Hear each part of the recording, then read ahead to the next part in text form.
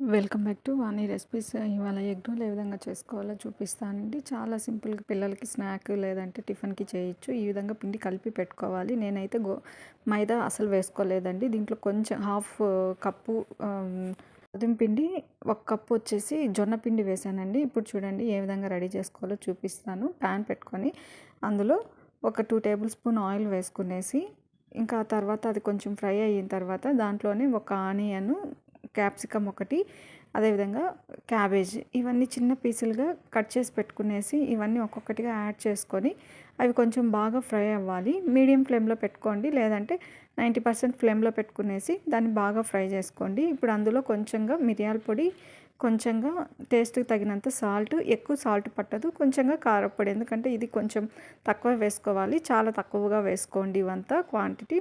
ఇప్పుడు ఇవి కొంచెం ఫ్రై అయిన తర్వాత ఇప్పుడు పక్కన పెట్టేసుకునేసి ఇప్పుడు ఎగ్స్ తీసుకుందాము. ఎగ్స్ తీసుకునేసి అవంతా బాగా మిక్స్ చేసుకోవాలి. ఇప్పుడు నేను ఎగ్స్ని ఈ విధంగా పగలగొట్టుకుంటున్నాను. పైన ఉండే పొట్టు అందులో పడకుండా పగలగొట్టుకోండి.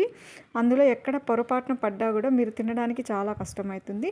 ఇప్పుడు నేను కొంచెంగా సాల్ట్ని యాడ్ చేశాను, అదేవిధంగా కొంచెం పెప్పర్ పౌడర్ని కూడా యాడ్ చేసి ఇలా బాగా మిక్స్ చేసి పెట్టుకునేసాను. ఎగ్స్ అయితే నేను 4 ఎగ్స్ తీసుకుంటున్నాను 3 రోల్స్ కోసం అనేసి.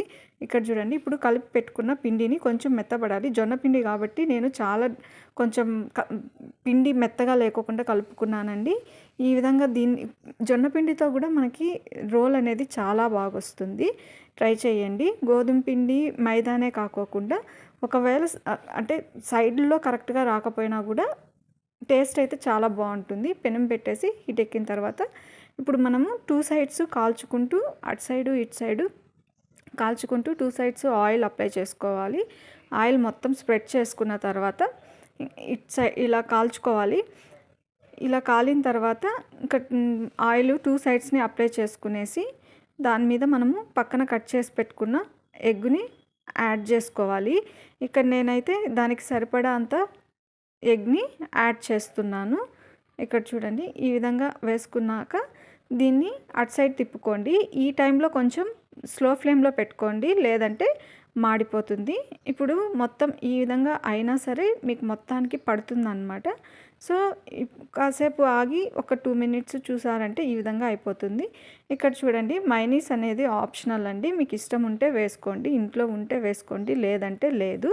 ఇప్పుడు నేను మైనీస్ వేసిన తర్వాత ఇందులో మనం ఆల్రెడీ స్టఫ్ చేసి పెట్టుకున్న క్యాప్సికమ్, క్యాబేజ్, ఆనియన్ అవంతా ఇక్కడ యాడ్ చేస్తున్నాను. ఇప్పుడైతే దీంట్లో నేను కొంచెం సాస్ను కూడా వేస్తున్నాను.